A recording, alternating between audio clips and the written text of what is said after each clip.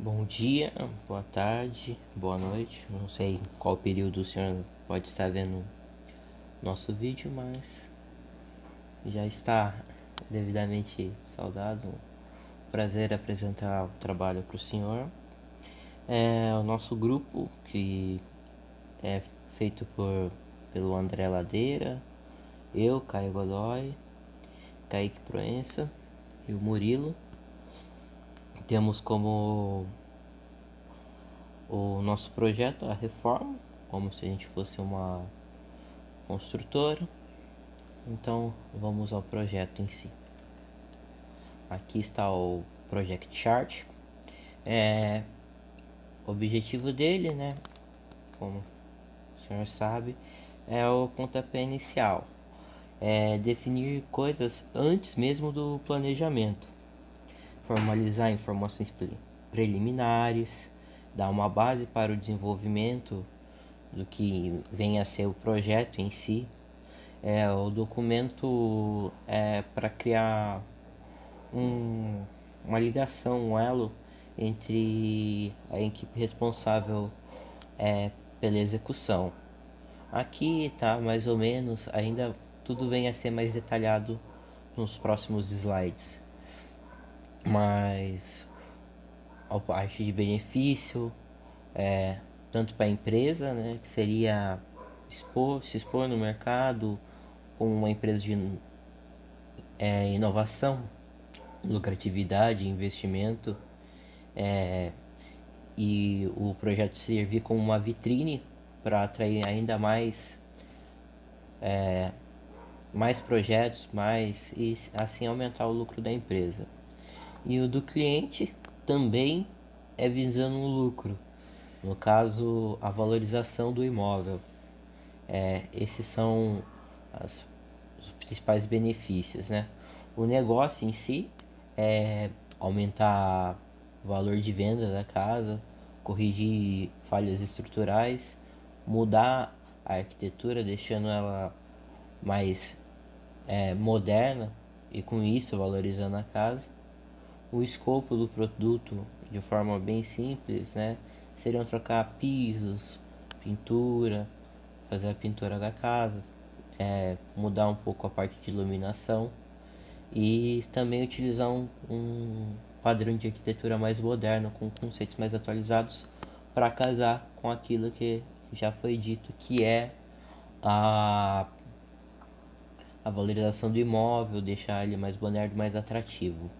Aqui tem um breve cronograma que vai ser melhor detalhado, um levantamento inicial de custos, uma definição do time, né, com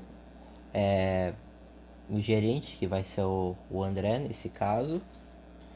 Agora vamos para o segundo slide. Aqui está a declaração de escopo. Perdão, esse é o terceiro slide. Declaração de escopo. Ele é simples. Para ficar bem claro, temos aqui dois tipos de escopo. Primeiramente vai estar aqui o de produto, né, que visa, vai estar elencado os principais pontos, que são reparos, alteração de estrutura, a modernização, renovar a iluminação, os pisos e a parte elétrica. E também vai estar definido aqui o que está fora desse nosso projeto. Substituição de móveis, alteração de encanamento, troca de janelas e serviço de jardinagem. Isso é o que está fora do nosso escopo, né? E daí o escopo do projeto em si vai ser melhor detalhado na EAP. Aqui a EAP, de uma forma geral, eu vou esmiuçar um pouco ela melhor. São 5 grandes etapas, né? Vou falar um pouco sobre cada um. No planejamento é uma reunião com o cliente, a definição desse escopo, né, para ele estar ciente do que vai ser abordado dentro desse projeto e o que vai estar de fora. Assim definimos uma expectativa com relação ao projeto, uma elaboração do plano de reforma, junto com o arquiteto, para que venha casar com o que o cliente quer.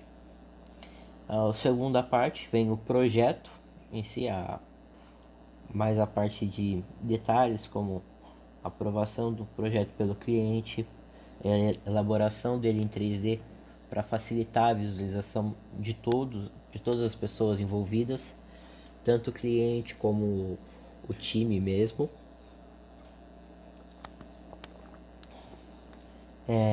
A definição de fornecedores, a realização de orçamentos, definição de fornecedores e prestadores de serviço, né? Contratação de mão de obra, compra de materiais. Na terceira parte, pode ver que é um pouco é a maior parte, né? Porque é a execução do projeto em si. Com isso, tá tudo especificado o que será feito. Parte de gesso e forro, acabamento, hidráulica e pintura. São esses 4 pontos macro do projeto. A preparação também, que é a retirada de pisos, reassentamento. A quarta parte seria a homologação do cliente, que é a aprovação dele para ver se está tudo, se as exigências e expectativas foram correspondidas, né?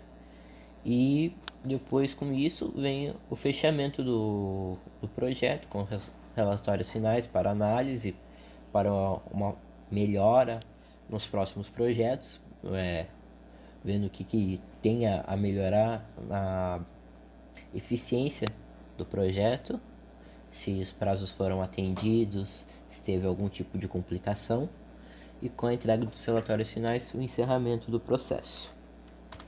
Aqui está o dicionário da EAP, que tem aqui tudo esmiuçado com valores de verbas disponíveis para cada etapa, né? Com o item, nome, a descrição, os critérios de avaliações e alguns têm algum tipo de observação que deve ser levado em conta. Então tá aqui desde o gerenciamento, o projeto, compra de material, a contratação de mão de obra, a execução, que são aqui, e mais para frente vai ter o diagrama no aqui.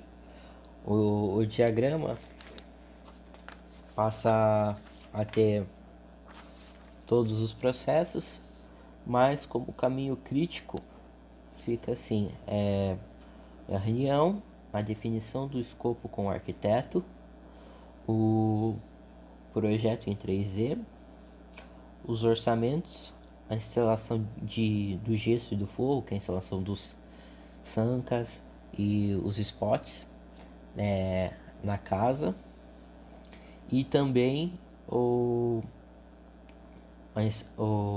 acabamento, né?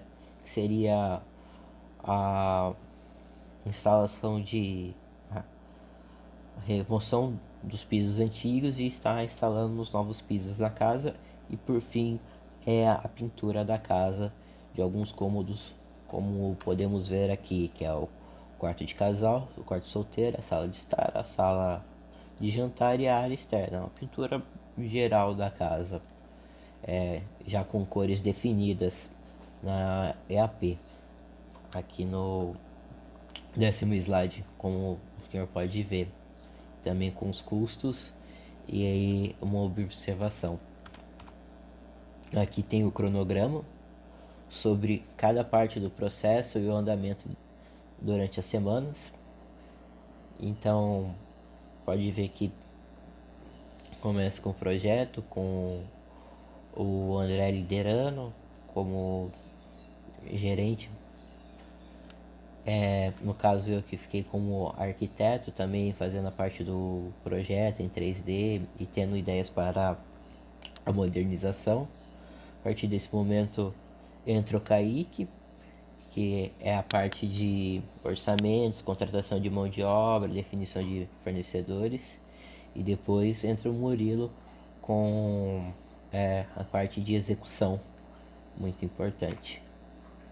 né? Aqui o gerenciamento de qualidade.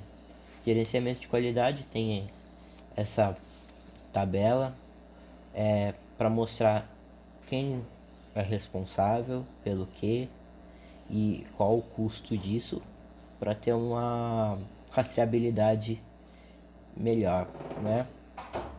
Pode ver que estão aqui elencados no processo: que, quem, quando, onde, porquê, como e quanto, né? Então, também está no gerenciamento de qualidade a visita mensal do cliente para estar analisando o andamento da obra e ver. O registro dos resultados para depois ter uma métrica de avaliação e desempenho para ver se está condizente com a qualidade da obra. E também como controle de qualidade, inspeções regulares do gerente, né, como engenheiro, e para finalizar a vistoria do corpo de bombeiros para ver se a obra também é segura e atende os requisitos. Como também está aqui atendimento do cronograma. Daqui estão o registro do nosso time como stakeholders, né? O André como gerente, ele tem um alto poder e uma forte expectativa, né? Porque ele é um dos mais interessados que o projeto seja um sucesso. Então ele é o que dá o maior apoio. O Kaique como supervisor, ele tem um poder moderado e um apoio também. Então ele quer maximizar isso com a diminuição de carga de trabalho. Aqui eu estou como arquiteto, então eu seria não muito impactado, né, com o sucesso do projeto ou não, porque seria mais um freela, né? O meu poder é moderado e uma oposição, porque seria aquilo de querer deixar a obra sempre o mais perfeito possível. E o Murilo aqui realizando a execução do trabalho.